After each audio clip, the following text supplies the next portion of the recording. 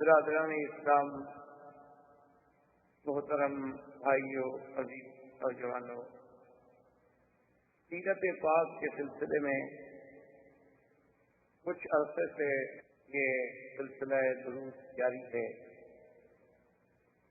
اور ہم نے سیرت مبارکہ کے کچھ حصے، کچھ احوال، کچھ حالات پڑھے، بیان کیے اور سنے۔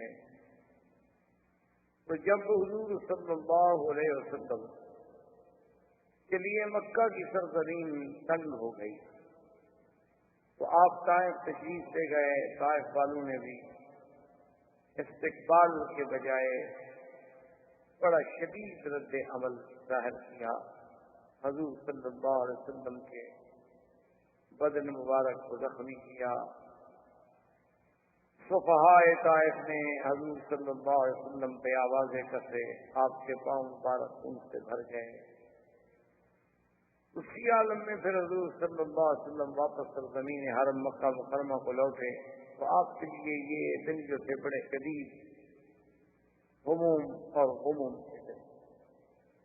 ایک طرف حضور صلی اللہ علیہ وسلم پر یہ پریشانیوں کا اور دکھوں کا عالم تھا، عام الحزن تھا۔ معاورین وفات کر گئے، مساعدین کے پاس اتنی قوت اور طاقت نہیں کہ وہ دشمنوں کا مقابلہ کر سکیں، اور اللہ کے نبی اللہ کی دعوت کے لیے ہر وقت بے چین ہیں۔ تو اللہ کی قدرت اپنے فیصلے فرما رہی تھی کہ اللہ نے ایک فیصلہ فرمایا کہ اپنے نبی کے لیے اسراء اور معراج، تاکہ ایک تو حضور کی شان میں اور زیادہ بلندی ہو، دوسرا حضور صلی اللہ علیہ وسلم کا اطمینان قلب حاصل ہو اور آپ کے غموں کا بداوا ہو، اور پورے عالم پر یہ چیزیں جو ہیں جب آشکارا ہوں گی تو پھر انہیں شان محمد مصطفیٰ صلی اللہ علیہ وسلم کا علم ہوگا۔ اور ساتھ ایک گنا تسلی تھی کہ میرا بدنی صرف مکہ اور طائف سے آپ گھبرا رہے ہیں کہ یہ آپ کا ساتھ نہیں دے رہے، ہم تو پوری دنیا کو، آسمان کو بھی آپ کے مسخر کرنے والے ہیں۔ یہ تو چھوٹے سے چین، تو اللہ کی تقدیر ہے آپ کے اسراء اور معراج کا فیصلہ۔ اب یہ بات یاد رکھیں کہ عام طور پر ہمارے ہاں ہندو پاک میں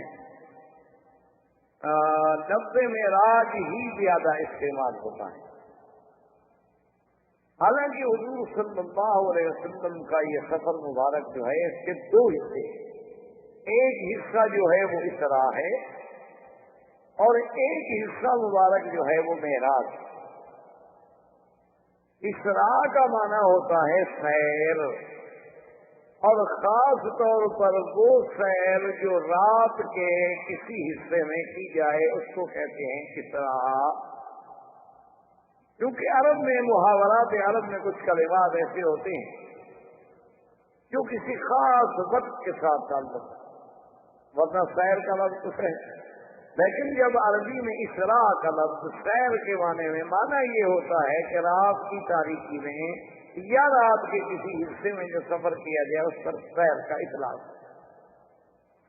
اسی طرح پورے قرآن مقدس میں آپ نظر ڈالیں گے تو جہاں جہاں آپ کو لفظ اسراء ملے گا، جیسے یہاں فرمایا اسریٰ بعبدہ لیلا، سبحان الذی اسریٰ بعبدہ لیلا من المسجد الحرام الی المسجد الاقصی۔ اسی طرح اللہ نے حکم دیا تھا حضرت لوط علیہ السلام کو بصری بأہلک، کہ اپنے بچوں کو، اپنے گھر والوں کو لے کے رات کو آپ چل پڑیں۔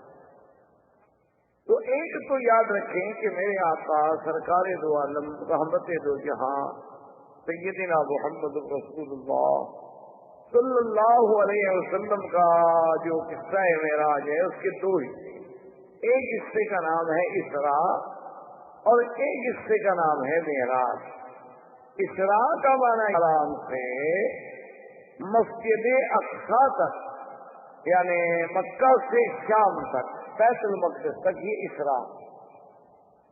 پھر بیت المقدس سے آسمانوں پر لے جایا گیا، یہ معراج ہے۔ اسراء سیر سے ہے اور معراج جو ہے وہ عروج سے۔ عروج کا معنی بلندی، بلندیوں پر جب لے جایا گیا تو اسی کو کہا جاتا ہے معراج۔ ایک بات تو آپ یہ ذہن میں رکھ لیں۔ دوسری بات یہ یاد رکھ لیں کہ ابتدائی زمانے سے لے کر، یعنی صحابہ کے دور سے لے کر تک جتنے علماء ہیں ان میں یہ مسئلہ بڑا ہی مختلف بھی ہے، اور اس میں زیادہ سے زیادہ دو جماعتیں۔ ایک جماعت کا تو یہ خیال ہے، اس لیے کسی کو برا نہیں کہنا چاہیے، ایک بات ہمیشہ دماغ میں رکھتے ہیں کہ جس مسئلے میں صحابہ کے بھی دو برے ہو جائیں تو وہ دونوں حق پہ ہوتے ہیں، اس لیے ہم کسی کو برا نہیں کہتے، کیونکہ صحابہ حضور نے فرما دیا ہے کہ تاروں کی مانند ہیں، ستاروں کی مانند ہیں، فبأيهم اقتديتم اهتديتم، تم نے کسی کا بھی دامن پکڑ لیا تو کامیاب ہو جاؤ۔ اور یہ ہمارا ایمان ہے کہ صحابہ سچے ہیں، صدوق ہیں، عدول ہیں، وہ اپنی طرف سے کوئی بات نہیں کہتے جب تک کہ انہوں نے حضور صلی اللہ علیہ وسلم سے کوئی بات نہ سنی، تو جب انہوں نے حضور سے سنی ہوگی بات کی۔ تو اس لیے اگر کسی مسئلے میں بڑی کمدردی اور تنگ نظری، یا جسے آپ یوں کہیں کہ کم علمی کی بات ہوتی ہے کہ لوگ لڑائیاں کرتے ہیں کہ جی ایک نے آمین زور سے کہہ دی، ایک نے ایسا کہہ دی تو لڑائی ہو گئی، ایک نے رفع دین کر دیا، ایک نے نہ کیا تو لڑائی ہو گئی، تو یہ حالانکہ علمی لوگ ایسی باتوں سے بڑا دور ہوتے ہیں، اور نہ ہی یہ مسائل جو ہیں وہ لڑائی کے ہیں، بلکہ یہ تو علمی مسائل ہیں، علمی تحقیقات کے تقاضا رکھتے ہیں۔ تابعین میں بھی یہ قول رہے، صحابہ میں بھی یہ جماعتیں رہیں رضی اللہ تعالیٰ عنہم اجمعین، اور دراصل اللہ نے اپنے محبوب کے ہر عمل کو قیامت تک جو زندہ رکھنا ہے تو اللہ نے تو ہر عمل کے لیے ایک جماعت پیدا کر دی جو حضور کی سنت کو قائم کر کے چلی جا رہی ہے اور قیامت تک چلی، یعنی حضور پاک نے فاتحہ پڑھی، فاتحہ پڑھنے والی بھی جماعت قیامت تک موجود۔ حضور نے یہ بھی ارشاد فرما دیا کہ جن کا امام ہے امام کا پڑھنا کافی ہے، وہ بھی لوگ موجود ہیں اور حدیث پر بھی عمل ہوگا۔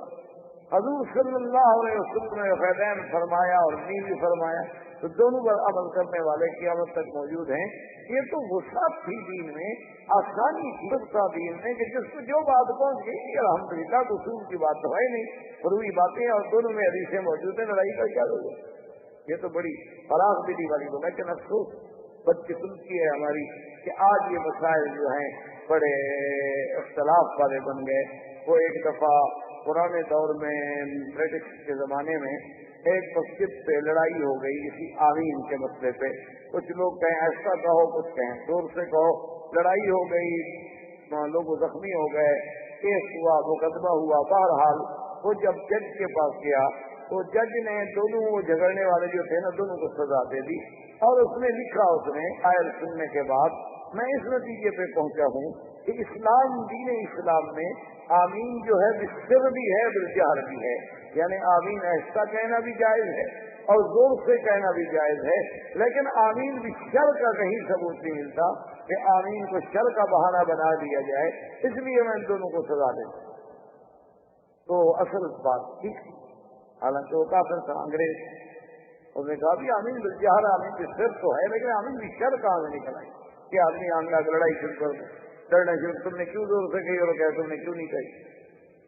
اسی طرح معراج کے مسئلے میں بھی یاد رکھیں ہمیشہ کہ اس میں بھی دو قول ہیں جو دونوں طرف صحابہ ہیں، دونوں طرف تابعین ہیں، دونوں طرف ائمہ محدثین ہیں، ائمہ مجتہدین ہیں، اور اللہ ان کی قبروں پہ کروڑوں رحمتیں فرمائے۔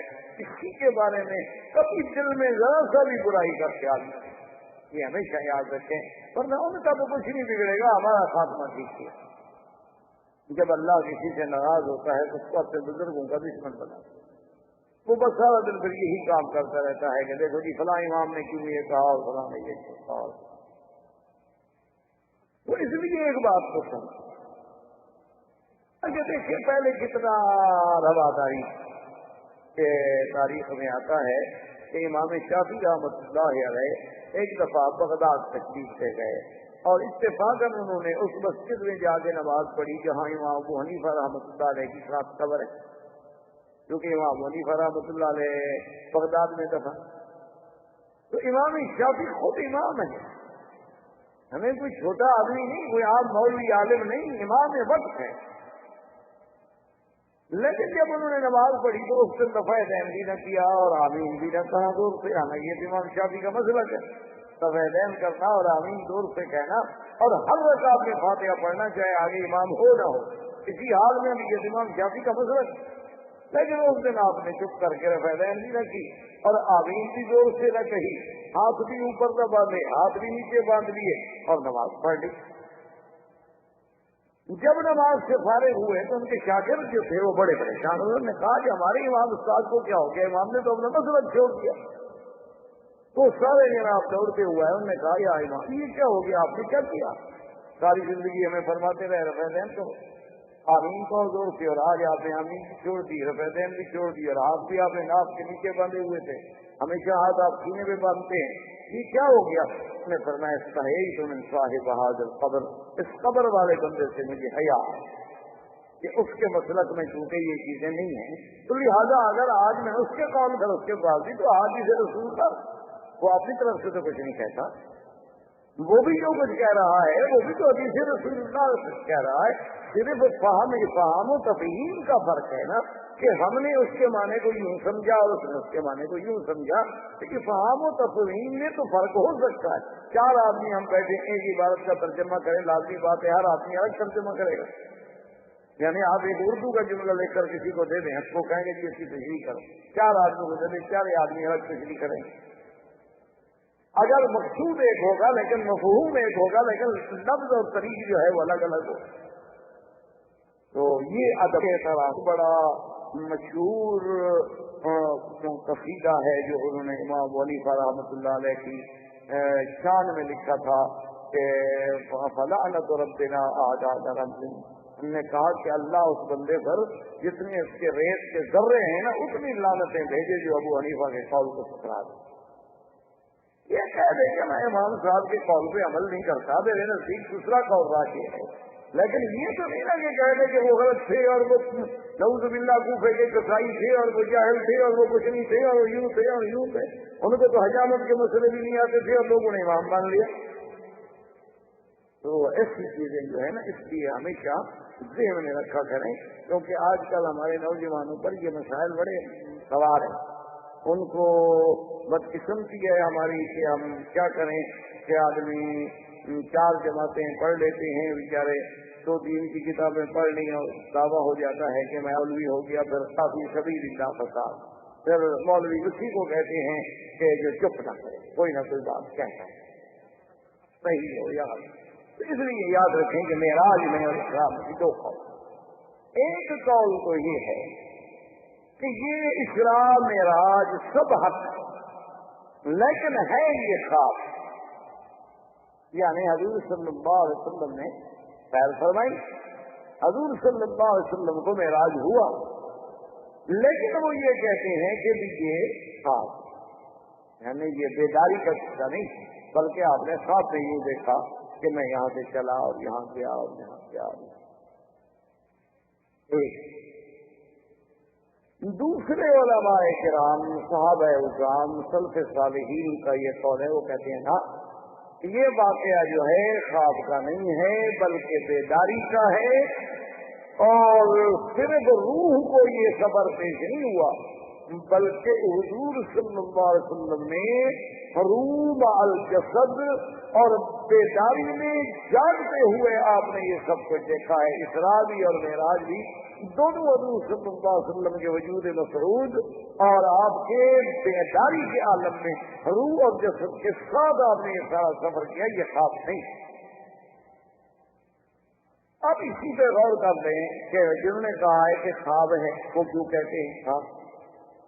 وہ کہتے ہیں کہ قرآن پاک میں ایک آیت مبارک ہے، قرآن کہتا ہے وَمَا جَعَلْنَا الرُّؤْيَا الَّتِي أَرَيْنَاكَ إِلَّا فِتْنَةً لِلنَّاسِ وَمَا جَعَلْنَا الرُّؤْيَا الَّتِي أَرَيْنَاكَ إِلَّا فِتْنَةً لِلنَّاسِ کہ میرا مدنی صلی اللہ علیہ وسلم یہ جو کچھ ہم نے آپ کو دکھایا ہے ہمارا مقصد ہے امتحان لوگوں کا کہ کیا مانتے ہیں، اتنی بڑی بات بھی مانتے ہیں میرے نبی کی کہ نہیں مانتے. تو لفظ ہے رویا. رویا عام طور پر اطلاق ہوتا ہے خواب سے. قرآن میں لفظ رویا ہے. جیسے سیدنا یوسف علیہ السلام نے اپنے ابا سے کہا تھا کہ میرے ابا انی رأیت احد عشر کوكبا والشمس والقمر رأيتهم لي ساجدين، کہ میں نے دیکھا ہے کہ 11 تارے ہیں، سورج چاند ہے اور مجھے سجدہ کر رہے ہیں. قال يا بني لا تقصص رؤياك على اخوتك.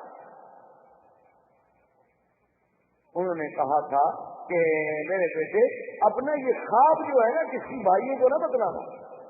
تو وہاں بھی لفظ رویا ہے. رویا سے مراد خواب ہے. یوسف علیہ السلام نے خواب ہی دیکھا تھا، کوئی حقیقت تو نہیں تھی کہ سارے آسمان سے اتر کے سجدہ کر رہے. اسی طرح اپنا سیدنا اسماعیل علیہ السلام اور سیدنا ابراہیم علیہ السلام جب تشریف لے گئے منا میں اور اس وقت اپنے بیٹے، تو اب انہوں نے سیدنا اسماعیل علیہ السلام کو سیدنا ابراہیم الخلیل علیہ السلام نے جب تشریف لے گئے تو کیا کہا تھا؟ انی ارا فی المنام انی اذبحک فانظر ماذا ترى. ہم نے کہا ابا جان میں نے تو خواب دیکھا. ابا میرے بیٹے نے خواب دیکھا کہ میں تمہیں ذبح کر رہا. اب اس کی تعبیر تمہاری رضامندی کے بغیر تو ممکن نہیں. تم بتاؤ کہ ہم نے کیا بہرحال میرا خواب. تو وہاں بھی لفظ رویا ہے، ارا ہے، جس کا مادہ رویا سے ایک ہے تو مانا خواب ہے. وہ کہتے ہیں کہ جب قرآن یہ کہتا ہے کہ وما جعلنا الرؤيا التي أريناك، یہ جو رویا ہم نے آپ کو دکھایا ہے یہ بندوں کے امتحان کے لیے ہے. وہ کہتے ہیں کہ حضور صلی اللہ علیہ وسلم نے تو خواب دیکھا ہے، یہ رویا ہے. حقیقت تھوڑی ہے کہ آپ زندگی میں جاگتے ہوئے اپنے وجود مسعود کے ساتھ تشریف لے گئے تھے. ایک ان کی دلیل اللہ کے قرآن سے یہ، اور دوسری ان کی دلیل ہے ایک حدیث ہے سیدہ عائشہ صدیقہ رضی اللہ تعالی عنہ. کہ بی بی عائشہ صدیقہ رضی اللہ تعالی عنہ فرماتی ہیں کہ ما فقدت وجود رسول اللہ صلی اللہ علیہ وسلم عن فراشی. بی بی عائشہ فرماتی ہیں خدا کی قسم میں نے تو حضور کو اپنے بستر سے دور نہیں پایا، یعنی حضور بستر پہ موجود. وہ کہتے کہ جب بیوی کہہ رہی ہے کہ حضور بستر پہ موجود تھے تو حضور آسمان پہ کیسے تشریف لے گئے؟ وہ خواب میں جا سکتے ہیں لیکن اپنے وجود مسعود کے ساتھ تشریف نہیں لے گئے. کہ بی بی عائشہ کہہ رہی ہیں کہ میں نے تو حضور کے بدن کو اپنے بستر سے غائب نہیں پایا، حضور صلی اللہ علیہ وسلم بالکل اپنے بستر پہ موجود. یہ دوسری دلیل. تیسری دلیل ان کی یہ ہے کہ سیدنا معاویہ رضی اللہ تعالیٰ عنہ جو کاتب الوحی ہیں محمد مصطفیٰ صلی اللہ علیہ وسلم، صحابی جلیل ہیں، کاتب الوحی ہیں اور پھر حضور کے قریبی رشتے دار ہیں معاویہ بن ابی سفیان.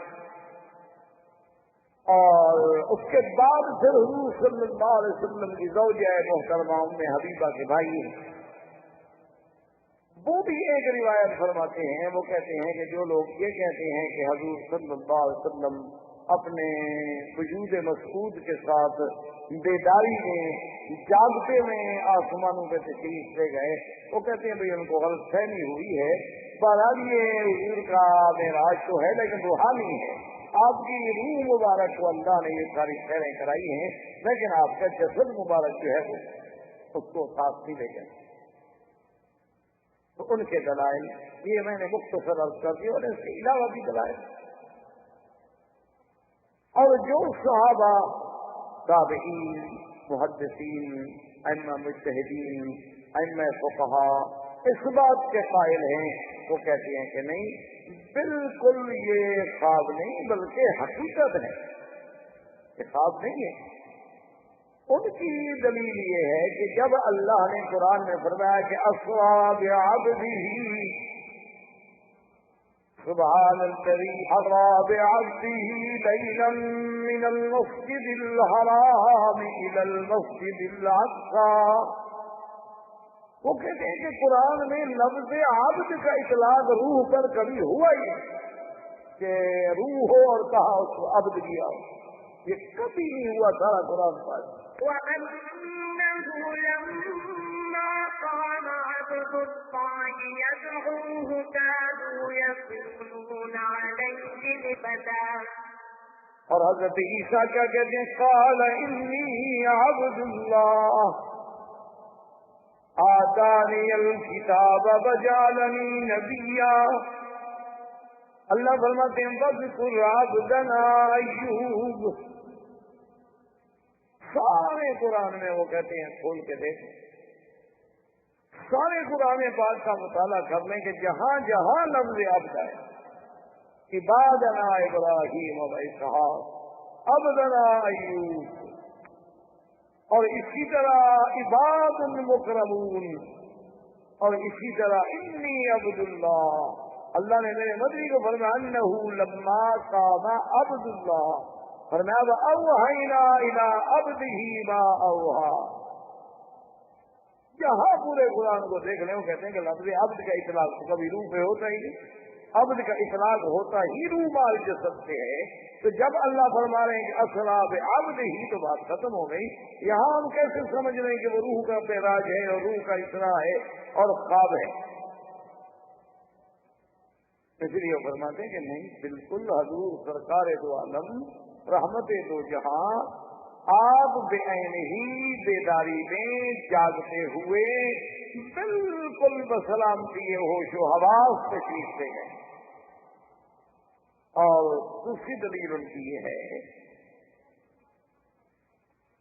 کہ اسرا بعبدہ لیلا، ہم نے سیر کرائی اپنے عبد محمد رسول اللہ صلی اللہ علیہ وسلم کو. کب؟ رات میں. وہ کہتے ہیں کہ جب تو خواب کی بات ہو تو پھر رات کی کیا ضرورت ہے کہنے کی؟ خواب تو رات کو دیکھے یا دن کو دیکھے، سوئے میں دیکھے، رات کو دیکھے. اکثر اوقات خواب ہوتے ہی رات میں ہیں، تو پھر اس کی ضرورت کیا تھی اتنی بڑی بات کہنے کی کہ ہم نے رات میں سیر کرائی؟ تو یہ دلیل ہے کہ جو سیر کسی کو جاگتے میں کرائی جا رہی ہے کہ ساتھ وقت کا تعین بھی کیا جا رہا ہے کہ وہ سیر دن میں تھی کہ رات میں تھی، ورنہ اگر خواب کی بات ہوتی تو پھر اس کے ساتھ لیلن کہنے کی کوئی ضرورت. دوسری دلیل میں تھی یہ. اور تیسری دلیل ان کی یہ ہے کہ اگر یہ خواب تھا تو پھر مکے والوں کو اتنے شور کرنے کی کیا ضرورت ہے؟ خواب تو کوئی بھی دیکھ سکتا ہے دنیا کا آدمی. خواب تو آپ بھی دیکھتے ہیں کہ ابھی آپ ہندوستان میں ہیں، ابھی آپ اپنے گھر میں بیٹھے ہوئے تھے، آپ بھی خواب دیکھتے ہیں ہندوستان میں رہتے ہوئے کہ یار میں تو مکہ شریف میں طواف کر رہا ہوں، میں عمرہ کر رہا ہوں، اور میں صفا مروہ دوڑ رہا ہوں، میں مدینہ منورہ میں کھڑا ہوں، ریاض الجنہ میں نفلیں پڑھ رہا ہوں. یہ تو خواب ہر آدمی دیکھ سکتا ہے. خواب میں تو وہ چاہے ایک سیکنڈ میں ہندوستان پہنچ جائے، واپس اپنے ملک آ جائے، ادھر چلا جائے، روح کی سیر تو کوئی مشکل ہوتی نہیں. وہ تو کوئی اتنی بڑی چمبے کی بات نہیں تھی کہ مکے میں کافر ابو جہل اور سارے شور میں چاہے دیکھو اللہ کا نبی کیا کہتا ہے اور اللہ کا نبی کیا کہتا ہے. خواب کی بات ہے، خواب ہر کوئی دیکھتا ہے، اس میں مخالفت یا اس میں اعتراض کرنے کا تو کوئی سوال ہی پیدا نہیں ہوتا تھا. تو جب کافروں نے اتنا مخالفت کی تو معلوم ہوا کہ ان کو کوئی چیز مشکل نظر آئی. خواب میں بھی یہ چیز مشکل ہوتی ہے. مشکل نظر آئی کہ ایک زندہ انسان 1 مہینے کا سفر رات میں کیسے طے کر لیا، کیسے بیت المقدس پہنچ گئے. خواب میں تو وہ بھی پہنچ سکتے ہیں، ہم بھی پہنچ سکتے ہیں. تو لہذا اگر یہ خواب ہوتا تو پھر کبھی ابو جہل اور اس کی برادری حضور سے آگے یہ تو نہ پوچھتے کہ اچھا حضور ہمیں بیت المقدس کی نشانیاں بتاؤ، ہمیں آپ یہ بتلائیں کہ راستے میں آپ نے ہمارا کوئی قافلہ دیکھا تو یہ خواب والے سے کوئی پوچھتا. یہ تو اسی سے پوچھا جاتا ہے جو یہ کہے کہ جناب میں آج جدے گیا تھا اور میں ابھی جدے سے واپس آ رہا ہوں. تو اس سے آپ پوچھیں گے کہ بھائی راستے میں یہ گاڑی خراب تھی وہ فلاں جگہ وہ آپ نے دیکھی تھی، وہ کہے گا پتہ نہیں یار میں نے شاید دیکھی تھی یا میں نے دیکھی تھی، یا کہے گا پتہ نہیں میں نے خیال نہیں کیا، میں گزر گیا. جب گیا ہو آیا ہو تو پوچھیں گے نا. اگر وہ کہ میں نے خواب میں جدہ دیکھا ہے تو اس سے آپ پوچھیں گے کہ راستے میں میری گاڑی کھڑی تھی وہ دیکھی تھی آپ نے؟ وہ کہتا ہے میں نے خواب دیکھا ہے، آپ راستے کی بات پوچھ رہے ہیں. تو کہتے ہیں کہ اگر یہ خواب ہوتا تو پھر کسی قسم کا آگے شور ہو. دو بات. اور تیسری دلیل ان کی یہ ہے، وہ کہتے ہیں کہ بی بی عائشہ کی حدیث جو ہے، اسی لیے میں نے عرض کیا تھا نا کہ جب بھی کسی امام کا قول پڑھیں فوری طور پر اس کے بارے میں رائے نہ دیا کریں. یا تو آپ کو اللہ نے اتنا بڑا علم دیا ہو کہ آپ اس امام سے بھی بڑے ہو، پھر تو اس کے علم پر بات کریں. اور اگر ہم پرائمری کے طالب العلم بھی نہ ہوں اور ایم اے کے سوالات حل کرنے شروع کر دیں تو پھر جو نتیجہ نکلے گا وہ ظاہر ہے. جیسے آج کل ماشاءاللہ ایک رواج ہو گیا نا، کسی سے آپ کہیں وہ کہہ رہا کہ چھوڑو جی، دین کو ہم اچھی طرح سمجھتے ہیں، دنیا کو نہیں سمجھتے بیچارے. اس میں پوچھتے ہیں چل چلا میں دکان چلاؤں گا، کوئی طریقہ تو بتاؤ. اس میں بیچارے ہر وقت محتاج ہیں سیکھنے کے، لیکن دین میں ماشاءاللہ سب سے پاس. تو بہرحال وہ کہتے ہیں کہ جناب بات یہ ہے کہ سمجھیں کہ بی بی عائشہ نے جو حدیث بیان فرمائی ہے، بی بی عائشہ سچ کہتی ہیں، اور سیدنا معاویہ نے جو حدیث بیان فرمائی وہ بھی سچ کہتے ہیں، کیونکہ نہ بی بی عائشہ جھوٹ بول سکتی ہیں نہ سیدنا معاویہ جھوٹ بول سکتے ہیں، وہ بھی دونوں سچے. کیا مطلب؟ انہوں نے کہا تھا یہ دیکھو کہ بی بی عائشہ کی حدیث کے الفاظ یہ ہیں کہ میں نے اپنے بستر سے حضور کو جدا نہیں پایا. تو پہلے بی بی عائشہ حضور کے گھر بھی تو آئے نا، بیوی تو بنے، تبھی بستر پہ حضور لیٹیں گے نا. تو اس کی شادی بھی ہوئی ہے ہجرت کے بعد اور معراج ہوا ہجرت سے پہلے. سمجھ آ رہی ہے بات کہ نہیں؟ بی بی عائشہ کی شادی ہوئی مدینہ منورہ میں، اور میرے آقا کا معراج ہے مکہ مکرمہ میں ہجرت سے 1.5 سال پہلے. تو بی بی عائشہ کا یہ کہنا اس کا مطلب ہے وہ کسی اور معراج کی بات کر رہی ہے. حضور کو مدینہ منورہ میں بھی کوئی معراج ہوئے ہیں روحانی، جس کے بارے میں بی بی عائشہ کہہ رہی ہے کہ بھئی حضور کا بدن مبارک تو میرے بستر پہ تھا، وہ سچ کہہ رہی ہے. لیکن یہ اور معراج ہے، یہ معراج نہیں جس کا ذکر اللہ کے قرآن میں ہے، یہ تو ہجرت سے پہلے کا معراج ہے.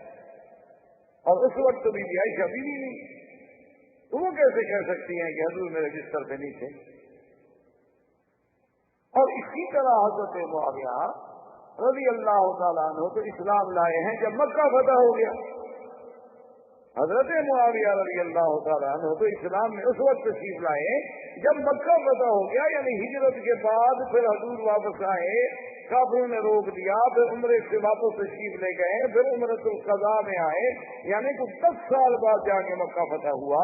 اور معراج ہوتا ہے ہجرت سے قبل، تو اس بات کا پتہ حضرت معاویہ کو کیسے ہو سکتا ہے؟ تو حضرت معاویہ رضی اللہ تعالیٰ عنہ جو بات کہہ رہے ہیں معلوم ہوا وہ بھی کسی اور معراج کی بات ہے، کیونکہ حضور کو ایک معراج نہیں ہوا بلکہ متعدد معراج ہوئے، لیکن وہ جو بات کے وجود مسعود کے ساتھ معراج ہے وہ ایک ہے. باقی تو روحانی طور پر حضور صلی اللہ علیہ وسلم کو اللہ عالم کتنے دفعہ معراج ہوئے، کتنے دفعہ حضور صلی اللہ علیہ وسلم کی روحانی طاقتوں سے اللہ تبارک و تعالیٰ نے انہیں اپنے جلوے دکھلائے ہوں گے. کیونکہ اللہ تبارک و تعالیٰ کے پیغمبر کی تو شان یہ ہوتی ہے کہ جب تک وحی نہیں آئی تھی تو حضور خواب دیکھتے تھے. وحی آنے سے پہلے سلسلہ جو تھا وہ خوابوں کا سلسلہ تھا، اور پھر نبی کا خواب ایسے ہوتا ہے جیسے وحی، اس میں کبھی جھوٹ ہوتا نہیں. نبی کا وحی غلط ہو نہیں سکتا. نبی کے تو وحی کا بے عین ہی وہی حکم ہوتا ہے جو اللہ کے قرآن میں وحی ہے. تو ان کی ایک دلیل یہ ہے، وہ کہتے ہیں کہ بھائی بی بی عائشہ بھی سچی ہے، سیدنا معاویہ بھی سچے ہیں، اور جن لوگوں نے کہا بیچاروں نے خواب ہے وما جعلنا الرؤيا التي اريناك، وہ بھی سچے ہیں. لیکن جو اسراء و معراج ہم ذکر کر رہے ہیں یہ ہجرت سے پہلے کا ہے، اور اس رویا کا معنی ہم خواب اس لیے نہیں لے سکتے کہ باقی آیتیں اس پر دلالت نہیں کرتی. تو ترجمہ ہمیشہ کیا جاتا ہے سیاق و سباق کو دیکھ کر کہ پہلی آیت کیا کہہ رہی ہے اور بعد والی آیت کیا کہہ رہی ہے. تو جب ساری آیتوں کو ہم سامنے رکھتے ہیں تو اس نتیجے پہ پہنچتے ہیں کہ ہمارے آقا سرکار دو عالم صلی اللہ علیہ وسلم کو معراج ہوا ہے، اور وہ حقیقی معراج آپ کے جسد مبارک کے ساتھ وجود مبارک کے ساتھ اور عین عالم بیداری میں کوئی خواب نہیں تھا، کوئی نیند نہیں تھی، کوئی اس میں کسی قسم کا. اب دیکھیں نا اس سے بڑی بات کیا ہو سکتی ہے کہ صحیح روایت میں کہ قیصر روم جسے ہرقل کہا جاتا ہے، جتنے روم کے بادشاہ تھے نا ان کا لقب ہوتا تھا ہرقل، قیصر. جیسے مصر کے بادشاہوں کو فرعون، اسی طرح حبشے کے بادشاہوں کو نجاشی، فارس کے بادشاہوں کو کسرا، یہ لقب جیسے امبراطور، عجیب عجیب ہر دور میں لقب رہے. تو حضور سرکار دو عالم صلی اللہ علیہ وسلم نے خط لکھا ملک روم کو، بادشاہ روم کو آپ نے خط لکھا، اور خط کے جانے والے تھے حضرت دہیہ کلبی رضی اللہ تعالیٰ عنہ.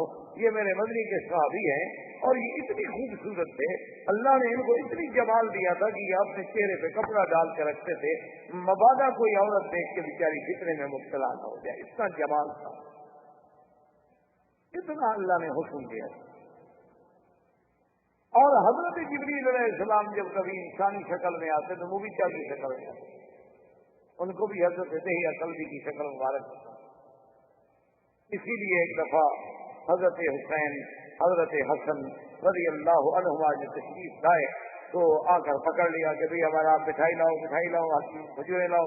تو حضور نے کہا ماں ماں ماں ماں حسن کیا کر رہے ہو، یہ تو جبریل ہے. انہوں نے سمجھا دہیہ ہے، انہوں نے سمجھا کہ دہیہ کلبی بیٹھے ہیں، کیونکہ جب دہیہ آتے تھے تو حضرت حسن حسین کے لیے کوئی میٹھی چیز لے آتے تھے، کوئی مٹھائی لے آئے، کوئی کھجور کے 2 دانے لے آئے گا، بچے ہیں خوش ہو جائیں گے. تو وہ جو کھیلتے ہوئے آئے تو آگے دیکھا، انہوں نے سمجھا دہیہ، ان کو پتا کہ جبریل ہے. حضور نے فرمایا اللہ کے بندے یہ تو جبریل ہے، یہ تو مٹھائی نہیں کھاتا، یہ کھاتا ہی نہیں، کھلاتا بھی نہیں، آپ اس کو نہ چھیڑو. تو اب جناب یہ ہے کہ حضرت دہیہ کو سرکار دو عالم صلی اللہ علیہ وسلم نے خط دے کے بھیجا ہرقل روم، قیصر روم کی طرف، اور وہ خط پہنچ گئے. جب خط پہنچا بادشاہ کی دربار اور خط پڑھا گیا، حضور صلی اللہ علیہ وسلم نے لکھا تھا بسم اللہ الرحمن الرحیم. یہ سنت کا طریقہ یہ ہے، ہمارے یہاں تو 786 چلتا ہے نا، آج کل ہم نے ہر چیز کو مختصر کر رہے ہیں نا، دین بھی ٹیڑھی بنا رہے ہیں. انا للہ و انا الیہ، کہیں 786، کہیں 99، کہیں کچھ عادات پر یعنی گزارا ہے، ہر چیز کے عدد نکال رہے ہیں. صحابہ نہیں نکال سکے لیکن انہوں نے نکال دیا. اب یہ دین کو بھی مختصر کرنا، ایک آدمی تو نماز 5 نمازوں کو اٹھا کر کے عدد نکالنے، ایک آدھی بچے. جدید دور ہے نا جی، آخر انہوں نے دین کو بھی تو جدید پیمانوں میں ڈھالنا ہے. دیکھا نہیں ہمارے یہاں اخباریں آپ پڑھیں کیسے جھگڑے ہو رہے ہیں کہ شریعت بل جو ہے وہ کیسے پاس ہو اور ترمیم کیسے پاس ہو. جب قانون انگریزی ہے تو اس کے معرفت آپ اسلام کو لا رہے ہیں، وہ کیسے آئے گا؟ پہلے بات کو تو سمجھو نا، لانا ہم نے اسلام کو ہے، طریقہ کافروں سے پوچھ رہے ہیں کہ جناب کیسے آئے اندر. اس سے بڑا کوئی کسی کے عقل پر ماتم کرنے کا تو وقت ہے، پارلیمنٹ ہے جی اس بات کی پر. وہی تم نے وہ جی آئین کی خلاف ورزی ہو جائے گی. آئین کون سا؟ وہی جو آپ نے پارلیمنٹ میں بنایا ہوا ہے، انسانوں کا بنا ہوا آئین، اس سے راستہ مانگ رہے ہو کہ قرآن کو اندر آنے دو. آ سکتا ہے کہ نہیں آ سکتا؟ اور اس پر جناب ووٹنگ ہوگی، کیا وہ منظور کرتے ہیں اسلام کو کہ مسلمانوں سے پوچھا جائے؟ اس سے بڑے دنیا میں رونے کی تو بات ہے کہ مسلمانوں سے یہ پوچھا جائے. آپ سے میں کہوں کہ جناب آپ کی اس مسجد میں قرآن شریف پڑھا جا سکتا ہے؟ یہ پڑھنے والا پوچھنے والا احمق ہے، جن سے پوچھا جا رہا ہے ان کے اسلام میں شبہ ہے. بھائی ملک مسلمانوں کا، ممبر مسلمان، اگر وہ یہ کہہ دیں کہ ہمیں اسلامی شریعت کا قانون نامنظور ہے تو علماء سے فتویٰ لو، پہلے ان کا ایمان بھی بچ گیا. وہ جی طریقہ صحیح نہیں، اور جی وہ کام یوں نہیں پکڑنا تھا بلکہ ہم نے یوں پکڑنا تھا. بھائی یوں پکڑو یہ اچھا جی. اب چونکہ ان کا اقتدار جا رہا ہے اس لیے وہ کہتے ہیں شریعت. وہ کسی وقت کہتے ہیں مرتے وقت کلمہ پڑھ لو، جو سانس نکلنے سے پہلے مسلمان تو ہو گیا. چلو ہم کہتے ہیں مر رہے ہیں، ہم کہتے ہیں ان کی کرسی گر رہی، اس لیے وہ اسی شکل میں لے تو آئے نا، ان کو قبول کرو. اور جب شریعت یہ تو خود چور ہیں، کیسے شریعت نافذ کریں گے؟ جب شریعت نافذ ہو جائے گی تو ان چوروں کو بھی ہاتھ کٹ جائیں گے. اب آنے تو دونوں شریعت کو، جب شریعت نافذ ہو جائے گی، یہ چور ہیں، ان کے بھی ہاتھ کٹیں گے. حضور نے نہیں فرمایا تھا واللہ لو فاطمہ بنت محمد سرقت لقطعت یدہا، اگر میری بیٹی فاطمہ بھی چوری کرے گی تو ہاتھ کاٹ.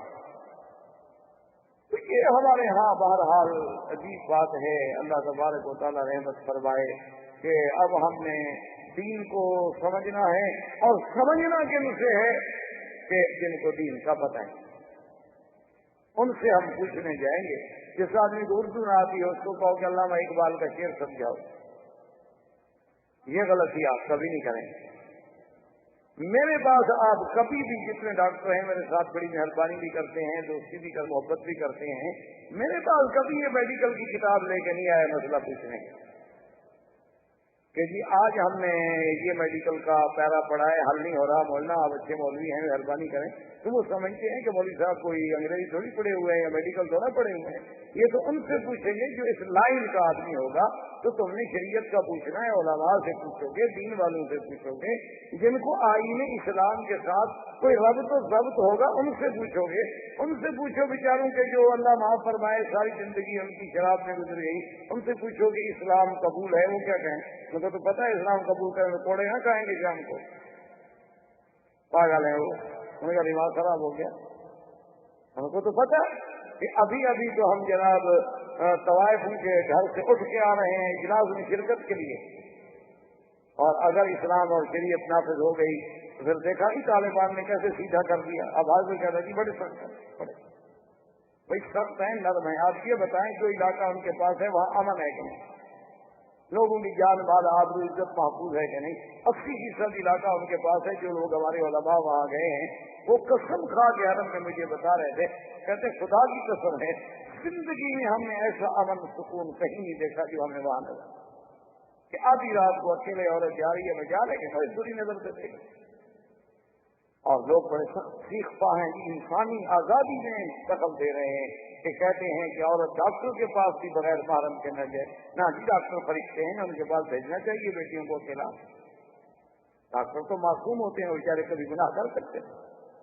ڈاکٹر تو پاک صاف لوگ ہیں، ان کے ہاں تو گناہ کا تو سب بڑی نہیں ہوتا. انا للہ و انا الیہ، یعنی جرم دیکھو، جرم کیا ہے بھائی؟ عورت ہے، محرم کے ساتھ دیکھو، عورت ہے، عورت کو دکھائے، سیدھی سی بات، مجبوری ہے، ڈاکٹر بھی دیکھے گا.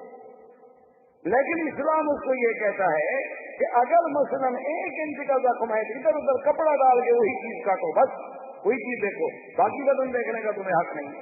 انگریز نے جتنے آپ کے کپڑے بنائے، ڈریس بنائے، یہ کبھی کٹے ہوئے ہوتے ہیں کہ اتنی جگہ ظاہر ہے، یعنی کابل کو ایسا. آپ دیکھ رہے ہیں مریضوں کے کپڑے ہیں، آپ کو زیادہ بہتر جانتے ہیں نا، میں تو نہیں جانتا ان چیز. یعنی ان کو بھی احساس ہے کہ اتنا جگہ تھا کہ کھولی جائے بھائی کہ ہاں ہمیں ضرورت ہے، کوئی ہم نے جسم تو نہیں دیکھنا. پھر آپریشن تیٹر ہے، موت ہے، کسی پھٹے پہ ہم نے بھی مرنا. اس وقت کوئی تصور بھی ہو سکتا ہے نعوذ باللہ کسی گناہ کا. وہ جب مجبوری ہو، ورنہ یہ کہاں لکھا ہوا ہے کتاب میں کہ عورت کے پاس آ کے ڈاکٹر کے پاس آ کے عورت اپنا منہ کھول کے بیٹھ جائے اور کشف ہو رہی ہے، سینہ کھولو، کپڑا کھولو، ڈاکٹر صاحب آنے پہ جناب پھر پتہ نہیں کہاں کہاں ہاتھ رکھنا ہوتا ہے. اس لیے یہ باتیں اصل بات دیکھنا چاہیے. خلاصہ ملک فیصل مرحوم اپنے پرانے دور میں ایک دفعہ برطانیہ کے دورے پہ تشریف لے گئے تو وہاں انہوں نے یہ اعتراضات کیے کہ ہاتھ کاٹے جاتے ہیں اور کوڑے مارے جاتے ہیں، یہ تو بڑی سخت سزائیں ہیں. تو مرحوم کو تو پتا تھا، ملک فیصل ایک مدبر انسان تھا، اللہ اس کی قبر پہ کروڑ رحمتیں فرمائے، بڑا پڑھا لکھا، بڑا مفکر اور عالمی مدبرین میں سے ایک مدبر شخص تھا. تو وہ سارے آداب شمار پہلے ساتھ رہ گئے تھے، ان کو تو پتا کہ یہ سوالات ہوں گے. انہوں نے کہا کہ جناب آپ مہربانی فرما کر مجھے یہ بتائیں، میں پورے برطانیہ کا نہیں پوچھتا کہ صرف آپ کے لندن کے آداب شمار ہیں کہ 1 سال میں کتنے زنا ہوئے، کتنے ڈاکے پڑے، کتنی چوریاں ہوئی، کتنی ناجائز حمل گرائے گئے، کتنی حرام کے بچے ملے. یہ ایک شہر کے آپ کے سال کے آداب ہیں اور یہ میرے پورے ملک کے سال کے آداب شمار ہیں. آپ گن لیں کون سا قانون اچھا. آپ مجھے بتائیں سخت نرم کو چھوڑیں، آپ مجھے یہ بتائیں کہ وہ قانون ہے کیا کہ جہاں پہ 5 لاکھ عورتیں حاملہ بالزنا ہوں 11 سال سے 13 سال کی عمر تک، وہ قانون اچھا ہے؟ یا وہ قانون اچھا ہے جو عورت کی عزت کا محافظ؟ سال ہر سال کے بعد کوئی ایک آدھا واقعہ ہو گیا، انسان دنیا میں واقعات ہوتے، اس لیے بہرحال خیر ہم اپنے موضوع سے ہٹ جائیں گے۔ تو 786 ایسی چیزیں لکھنا یاد رکھو، یہ اسلام میں ناجائز ہے۔ باقی یہ کہنا کہ جناب لوگ پھینک دیتے ہیں اور ادب نہیں کرتے، پاؤں میں آتی ہیں اس لیے ہم نہیں لکھتے ہیں، تو السلام علیکم کے جو الفاظ ہیں وہ بھی تو اسلام کے الفاظ ہیں، اللہ کا نام بھی تو سلام ہے، پھر وہ بھی تو پاؤں میں آئے گا۔ سلام مسنون آپ لکھتے ہیں، برحمۃ اللہ وبرکاتہ آپ لکھ رہے ہیں، قبلہ و کعبہ آپ لکھ رہے ہیں، تو وہ بھی تو پاؤں میں آئیں گے۔ پھر کس لفظ کو بچاؤ گے؟ جس نے احترام کرنا ہے سب کا کرے گا، جو نہیں کرنا کسی کا بھی نہیں کرے گا، ایک اصولی چیز۔ تو بہرحال کہنے کا مقصد میرا یہ تھا جناب کہ وہ جب دہیا قلبی خط لے کے گئے تو خط تھا بسم اللہ الرحمن الرحیم محمد رسول اللہ الی قیصر الروم والسلام علی من اتبع الہدی۔ اور یہ خط کا طریقہ ہوتا ہے کہ پہلے بسم اللہ لکھے پھر اپنا نام لکھے تاکہ کھولنے والے کو فوراً پتہ لگے کس نے بھیجا ہے، وہ بیچارہ آخری صفحے تک نہ اپنا ٹینشن میں مبتلا رہے کہ پتہ نہیں کس کا ہے، شاید دیکھو نیچے دیکھو، اچھا پڑھوں کے نیچے دیکھیں، اب 4 صفحے کا خط ہو تو ویسے بھی پڑھتے پڑھتے آدمی کے لیے وقت چاہیے، تو اس لیے ہمیشہ خیر ہے۔ اب دیکھ لیے اچھا بھی کس کا ہے، محمد بکی کا ہے، سمجھ گیا ضروری ہے میں پڑھ لوں گا، لیکن اچھا بھی بات میں دیکھ لوں گا، مجھے پتہ ہے آپ ابھی نے لکھا ہوگا فلاں بات، تو اس لیے ہمیشہ یاد رکھیں کہ جیسے یہاں آج کل طریقہ ہوتا ہے نا، پیج چھپے ہوتے ہیں، آپ کا نام اوپر لکھا ہوا ہے تو سب ٹھیک آگے آپ خط شروع کر دیں۔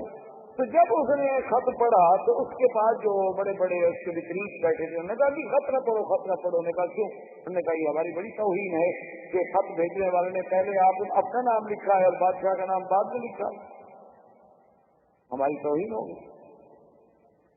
تو قیصر روم نے کہا، اس نے کہا سیکھنے کی ضرورت نہیں، یہ کوئی توہین نہیں، ہر ملک کے اپنے آداب ہیں، ہر قوم کے خط لکھنے کے اپنے آداب ہیں، تم اس میں کیوں لگتے ہو بھائی؟ خیر چپ ہو گئے۔ خط پڑھنے کے بعد اس نے کہا کہ اچھا کہ اپنے بطاریق سے کہ وہ جو انجیل ہمارے خزانے میں محفوظ چلی آ رہی ہے جس پر ہمارا ہر بادشاہ مہر کرتا ہے وہ نکالو، اس میں ہم دیکھیں کہ محمد رسول اللہ کے بارے میں انجیل کیا کہتی ہے۔ اب وہ جو تھے نا اس کے بتانے کا یعنی اس کے دور کے پادری یا مولوی جو بھی سمجھ لیں، ان نے کہا یہ نہیں اس کتاب کو تو نہ کھولے، ان کو پتا تھا نا کہ کتاب کھل گئی تو پھر تو حقائق کھل جائیں گے اور ہم نے بادشاہ کو اندھیرے میں رکھا ہوا ہے، حق بات پر تو کوئی نہیں پہنچنے دیتا، اگر حق دکھا دیا جائے تو جھگڑا ختم ہو جائے، جھگڑے مٹ جائیں۔ انہوں نے کہا جی اس کے تو کھولنے کو نہیں، اس نے کہا دیکھیں نا خط آیا ہے وہ کہتا ہے میں اللہ کا رسول ہوں، تو ہمیں دیکھنا چاہیے تحقیق کرنی چاہیے، پھر میں بادشاہ ہوں میں ایسے جواب دے دوں بغیر تحقیق؟ انہوں نے کہا جی نہیں کتاب نہ کھولیں، کتاب کھولے گی تو وصیت کی گئی ہے کہ اگر کتاب کھولی تو آپ کا ملک نہیں رہے گا، حکومت نہیں رہے گی، تخت و تاج لٹ جائے گا، یہ ہو جائے گا وہ ہو جائے گا۔ انہوں نے کہا اچھا ایسا کرو کہ پتہ کرو کہ کوئی لوگ مکے والے ہیں قافلے شام کے تجارت میں قافلے آئے ہوئے، اگر وہاں کے کچھ لوگ ان کو بلاؤ، ان سے تو تحقیق تو کریں نا کہ یہ محمد رسول اللہ صلی اللہ علیہ وسلم کون ہے۔ بلایا گیا تو ایک قافلہ آیا ہوا تھا ابی سفیان کی قیادت میں، ابی سفیان جو ہے حضور صلی اللہ علیہ وسلم کے قریب، جب قافلہ آ گیا بیٹھ گیا بادشاہ نے پوچھا ایکم اقرب نسبا، تم میں سے سب سے زیادہ اس کو سب سے جس نے نبوت کا دعویٰ کیا ہے نسب میں کون قریب ہے؟ فقام ابو سفیان کہتے ہیں میں کھڑا ہو گیا، میں نے کہا انا اقرب نسبا، میں آپ کا نسب سے۔ انہوں نے کہا اچھا بتاؤ وہ کس خاندان سے؟ تھا جی بڑے اعلیٰ خاندان۔ انہوں نے کہا جب دوسرا سوال میرا یہ ہے کہ حضور پر ایمان لانے والے غریب ہیں یا نہیں؟ اس نے کہا ایمان لانے والے جی بس سارے غریب ہیں جی، تو سارے مزدور غلام عبد، بڑے لوگ تو کوئی بھی ان کے ساتھ نہیں۔ انہوں نے کہا نبیوں کی شان یہی ہوتی ہے، انہوں نے کہا ساتھ ہمیشہ غریب ہی رہتے، حق کا ساتھ غریب نہیں دیتا ہے، حق کا ساتھ کبھی سرمایہ دار نہیں دیتا اللہ کبھی۔ اچھا اس نے کہا کہ یہ بات بتاؤ، جو لوگ ایک دفعہ مسلمان ہو گیا وہ اس کو چھوڑ بھی جاتے ہیں، تھوڑے قدیم چھوڑتے نہیں ہیں، وہ اصل میں جادوگر ہے نا جی۔ کہا نہیں میں آپ سے یہ نہیں پوچھ رہا کہ جادوگر ہے، جو میں سوال کروں میرے سوال کا جواب۔ اس نے کہا جی بات چھوڑتے ہیں۔ اس نے کہا کہتا کیا ہے؟ انہوں نے کہا یہ کہتا ہے کہ سارے خداؤں کو چھوڑ کے ایک خدا کو مانو۔ انہوں نے کہا باپ کے کہتے ہیں، عیسیٰ علیہ السلام بھی یہی کہتے ہیں۔ اب ابو سفیان کہتا ہے میں تو اور پریشان ہو گیا کہ یہ تو اس کی کلام سے حضور پاک سے متاثر ہو رہا ہے، اور اگر کہیں روم کا بادشاہ مسلمان ہو گیا تو بات ہی ختم ہو گئی، سپر پاور مسلمان ہو گئی۔ اس زمانے میں تو سپر پاور یہی تھی نا، فارس اور روم۔ تو کہتے ہیں میں نے سوچا کہ اب میں کوئی ایسی بات کروں کہ جس سے بادشاہ کے دل میں سرکار دو عالم صلی اللہ علیہ وسلم سے نفرت ہو جائے۔ یہ تو ہر بات میں کہہ رہا ہے کہ ہاں بالکل ٹھیک ہے، بالکل ٹھیک ہے، بالکل ٹھیک ہے، مجھے تو وہ سچا نبی معلوم ہوتا ہے۔ تو ابو سفیان نے کہا کہ بادشاہ سلامت ایک بات عجیب ہے، سنے میں آپ کو بتاتا ہوں۔ انہوں نے کہا جناب آپ بادشاہ ہیں، اللہ نے آپ کو بھی تو آخر عقل دیا ہے۔ وہ کہتا ہے کہ ایک رات میں مسجد الحرام سے آیا مسجد اقصی لیا، اور مسجد اقصی میں آنے کے بعد میں نے نماز پڑھائی، پھر میں آسمانوں پہ گیا، پہلا آسمان، دوسرا، تیسرا، چوتھا، پانچواں، چھٹا، ساتواں آسمان، پھر میں واپس آیا بیت المقدس، پھر بیت المقدس سے واپس آیا مکہ، تو ابھی رات نہیں گزری تھی۔ حضرت نے کہا یہ دیکھیں آپ بادشاہ ہیں، بلا ہو سکتا ہے کہ ایک مہینے کا سفر تو صرف بیت المقدس ہے، وہ ایک رات میں کیسے آگے واپس چلے گئے؟ تو ابو سفیان کہتے ہیں کہ میں نے یہ بات اس لیے کی کہ یہ بات کوئی مان سکتا نہیں، کوئی بات اصل میں آنے والی۔ تو بادشاہ نے فوراً اپنے بطار قاضی سے، اس کے بڑے بڑے قاضی بیٹھے تھے نا، ان کی طرف متوجہ ہوا اور کہا کہ تم بتاؤ یہ کیا بات ہے۔ ان میں ایک بڑا پادری تھا ان کا، جو سب کا استاد بھی تھا اور بڑا بھی تھا اور بڑا عالم بھی تھا دین نصارہ کا، وہ کھڑا ہو گیا۔ اس نے کہا بادشاہ سلامت اگر پوچھتے ہو تو سچی بات یہ ہے کہ جو کچھ یہ کہہ رہا ہے نا یہ بات ٹھیک ہے، اس رات کو میں بھی جانتا ہوں جس رات محمد رسول اللہ یہاں تشریف آئے۔ کہا تم کیسے جان؟ کیف علم؟ من أين علمتك أن محمد صلی اللہ علیہ وسلم قدم من المسجد الحرام إلى المسجد الأقصى؟ اس نے کہا بادشاہ سلامت ناراض نہ ہوں، مسجد اقصی میں اس زمانے میں خادم تھا، امام تھا، خطیب تھا، اور یہ میری ذمہ داری میں شامل تھا کہ میں رات کو سارے مسجد کے دروازے بند کرا دوں، کیونکہ مسجد کے اندر تو خزانہ تھا، مسجد کے اندر تو ماشاءاللہ بڑے بڑے قیمتی چیزیں تھیں جو، اور رات کو عشاء کی عبادت کے بعد وہ مسجد جو ہے مکمل طور پہ بند کرا دی جاتی تھی تاکہ کسی قسم کا نقصان نہ ہو جائے، چوری نہ ہو جائے۔ تو میں نے ایک رات میں فلاں رات تھی، فلاں مہینہ تھا، فلاں سال تھا، میں نے رات کو سارے دروازے بند کرائے، لیکن جو سامنے کا دروازہ وہ بند نہیں ہوتا۔ میں نے بڑا زور لگایا، میں نے سارے ساتھیوں کو جگایا، بھی دروازہ بند نہیں ہو رہا، سب نے زور لگایا، دروازہ ہلتا ہی نہیں اپنی جگہ۔ میں نے اسی وقت آدمی بھیج کے اس کاریگروں کو بلوایا جنہوں نے یہ کام کیا تھا اور جو بڑے ماہر تھے۔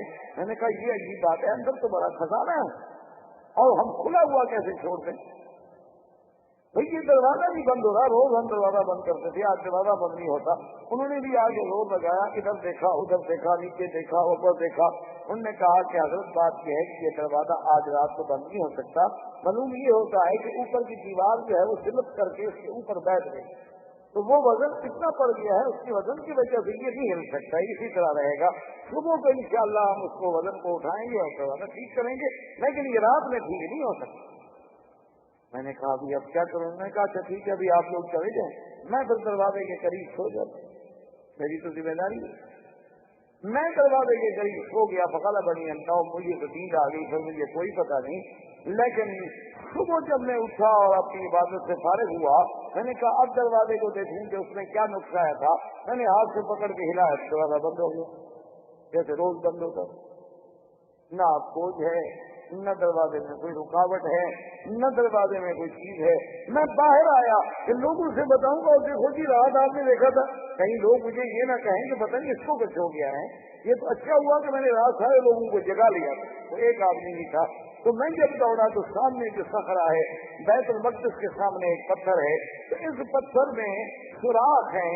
یہ سوراخ علامت ہیں کہ جو نبی کبھی یہاں آئے تم نے اپنی سواری کو یہاں باندھا تھا.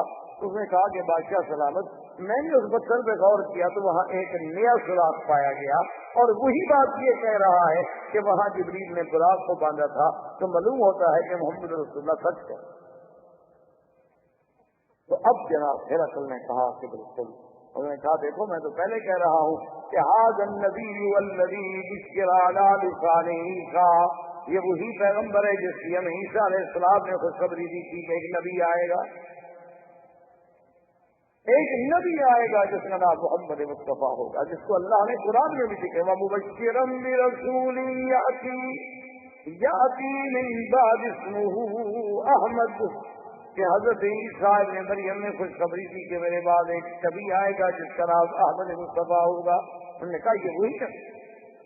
اور کیا لگا واللہ، بادشاہ کیسر کہتا ہے واللہ مجھے خدا کی قسم ہے اگر میں اس جگہ ہوں جہاں وہ محمد مدنی موجود ہے تو میں تو ان کے پاؤں کو دھو کے وہ پانی پی لوں، میں تو ان کا خادم بن جاؤں، میں تو ان کا غلام بن جاؤں. بس یہ کہنا تھا کہ پوری کیبنٹ میں شور ہو گیا. انہوں نے سمجھا بادشاہ تو گیا، بادشاہ تو ہاتھ سے گیا. انہوں نے کہا یہ کیا ہے کہ آپ کیا کر رہے ہیں اور دین عیسیٰ کو آپ چھوڑ رہے. بادشاہ نے دیکھا کہ جب اپنے پرائے سارے مخالف ہو گئے ہیں تو بادشاہ سمجھدار تھا. انہوں نے کہا کیا کر رہے ہو، میں تو تمہارا امتحان لینا چاہتا تھا کہ تم اپنے عقیدے پہ کتنے سچے قائم ہو. میں تو تمہارا امتحان کر رہا، یہ تھوڑا ہے کہ میں مسلمان ہو رہا ہوں یا میں نے محمد مصطفیٰ کا کلمہ پڑھ لیا ہے. میں تو صرف آزمائش کرنا چاہتا تھا اس کی تعریف کر کے کہ کیا تم اپنے دین پہ قائم رہتے ہو کہ بھٹک جاتے ہو. اچھا غلطی ہو گئی. فخروا سجدا، سب سجدے میں گر گئے. اور بادشاہ سلامت ہمیں معاف کرتے ہیں، ہم نے بڑے سخت لفظ بھی کہے آپ کو. میں کہا نہیں کوئی بات نہیں. تو نے سوچا اپنی سلطنت بچانی ہے تو پھر تو مجھے اسی دین پہ رہنا ہوگا، ورنہ یہ سارے بطارقہ اور سارے لوگ جو ہیں مخالف ہو جائیں گے تو پھر میری سلطنت قائم نہیں رہے گی. لیکن مقصد بیان کرنے کا یہ تھا کہ ان کو بھی یہ تصدیق کرنی پڑی کہ حضور کا معراج حقیقی تھا، سیر حقیقی تھی، اور حضور مراد سے تشریف لے گئے. اگر خواب ہوتا یا صرف روحانی سفر ہوتا اس کے لیے نہ سواری کی ضرورت تھی، نہ وہاں جا کر سواری کو باندھنے کی ضرورت تھی، نہ دروازے کھلے رکھنے کی ضرورت تھی. روح تو کہیں بھی چلی جاتی ہے. آپ مکان بند کرنے بندہ مر گیا تو روح تو جاتی ہے، نکل جائے گی. اس کے لیے تو کوئی آپ کے دروازے کھولنے کی ضرورت پیش نہیں آتی. روح تو اتنی لطیف تھی. اس لیے اب راجع قول یہ ہے جمہور کا کہ حضور سرکار دو عالم صلی اللہ علیہ وسلم کا اسراء بھی حق ہے، معراج بھی حق ہے، اور وہ ہوا بھی آپ کے وجود مسعود کے ساتھ ہے، جاگتے ہوئے خواب.